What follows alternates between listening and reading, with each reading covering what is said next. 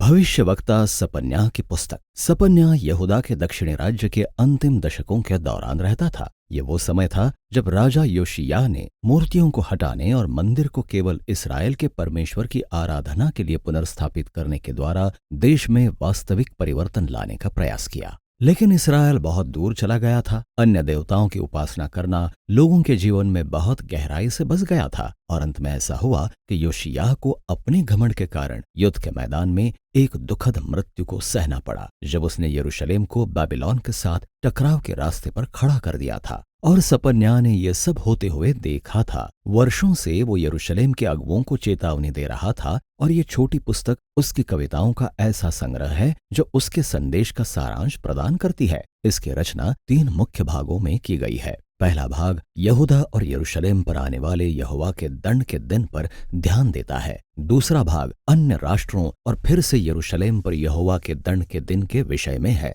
और फिर तीसरा भाग उस आशा के विषय में है जो परमेश्वर के दंड के दूसरी ओर अन्य राष्ट्रों और यरूशलेम के लिए बनी हुई है। पहला खंड उत्पत्ति 1 के चौंकाने वाले उल्टाव के साथ शुरू होता है। परमेश्वर का अच्छा व्यवस्थित संसार अब वापस अव्यवस्था, अंधकार और गड़बड़ी की ओर जा रहा है और एक बार फिर से सुनसान हो रहा है। और जैसे जैसे आप पढ़ते जाते हैं आप महसूस करते हैं कि सपन्याह इस बात का वर्णन करने के लिए इन शक्तिशाली काव्य रूपकों को विकसित करता है कि कैसे यरूशलेम में सब कुछ खत्म होने जा रहा है। नगर के वे सब स्थान जहां कनानियों के देवताओं की उपासना होती है नष्ट किए जाएंगे। अन्याय करने वाले सब अगुवे, सब आर्थिक केंद्र जहां कुटिलता के साथ उधार की लेन देन चलती थी, ये सब शहर पनाह के साथ नष्ट हो जाएगा। सपन्याह इन भविष्य संबंधी रूपकों का इस्तेमाल उस बात के महत्व को दर्शाने के लिए करता है कि क्या क्या होने वाला है। ये सब उस बड़ी सेना को दर्शाता है जो यरूशलेम को बाहर निकालने आ रही है।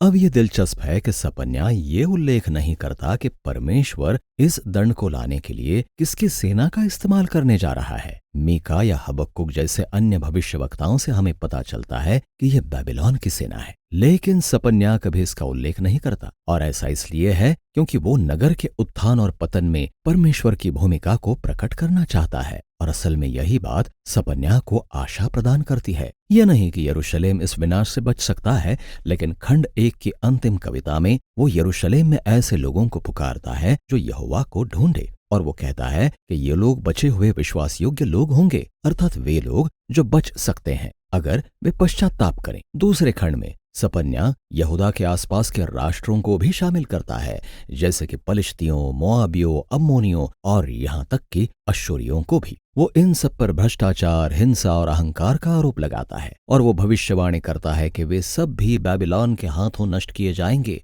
और चौंकाने वाली बात यह है कि इस खंड में जिस अंतिम समूह के बारे में बताया गया है वो यरूशलेम के इस्राएली लोग हैं। यह ऐसा है कि इस्राएल के अगुवे, भविष्यवक्ता और याजक इतने भ्रष्ट और हिंसक हैं, परमेश्वर से इतने दूर हैं कि परमेश्वर अब उन्हें अपने लोगों के रूप में भी नहीं पहचानता। और इस प्रकार यह खंड परमेश्वर के अंतिम निर्णय के साथ समाप्त होता है। वो कहता है कि वो यरूशलेम सहित देश देश के लोगों को इकट्ठा करेगा और उन पर अपने क्रोध की आग भड़काएगा। परमेश्वर का न्याय ऐसी भस्म कर देने वाली आग बन जाएगा जो भूमि से बुराई को समाप्त कर देगी, और वो वास्तव में बहुत प्रचंड है। और इसके बाद की पंक्ति जो हमें पुस्तक के अंतिम भाग में लेकर आती है बहुत ही आश्चर्यचकित कर देती है। हम पाते हैं कि ईश्वरीय न्याय की इस जलती हुई आग का उद्देश्य लोगों को नष्ट करना नहीं है, बल्कि इसका उद्देश्य यरूशलेम सहित अन्य राष्ट्रों को शुद्ध करना है। इस प्रकार ये खंड परमेश्वर के इस कथन से शुरू होता है कि वो विद्रोही जातियों को चंगा करने और उन्हें एक एकीकृत परिवार में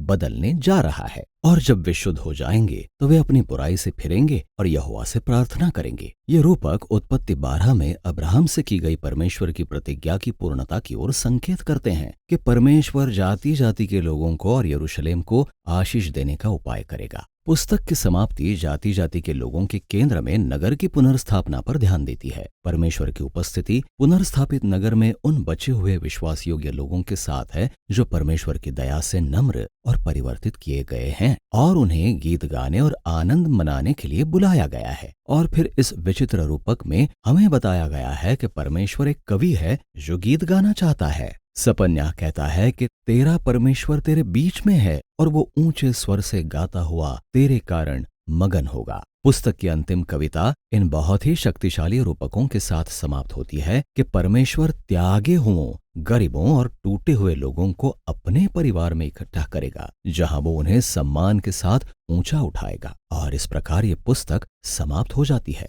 सपन्या की इस छोटी पुस्तक में परमेश्वर के न्याय और प्रेम के कुछ इतने प्रचंड रूपक पाए जाते हैं जिन्हें आप भविष्यवक्ताओं की पुस्तक में कहीं और नहीं पाते। उसका न्याय मानवीय बुराई और हिंसा के आतंक से अपने संसार की रक्षा करने और उसे बचाने का जोश है। परमेश्वर उन भयानक बातों को बर्दाश्त नहीं करेगा जो मनुष्य एक दूसरे के साथ और उसके संसार के साथ करते हैं, लेकिन वो पुनर्स्थापित करने के लिए न्याय को लाता है ताकि एक ऐसे संसार की रचना हो सके जहां लोग उसके प्रेम के कारण सुरक्षा और शांति में फल फूल सकें। इस प्रकार सपन्या हमें परमेश्वर के चरित्र के दो पहलुओं अर्थात उसके न्याय और उसके प्रेम को एक साथ थामे रखने को विवश करता है, और वो चाहता है कि हम ये जान लें कि इनमें ही हमारे संसार की भावी आशा पाई जाती है। और सपन्या की पुस्तक इसी विषय में है।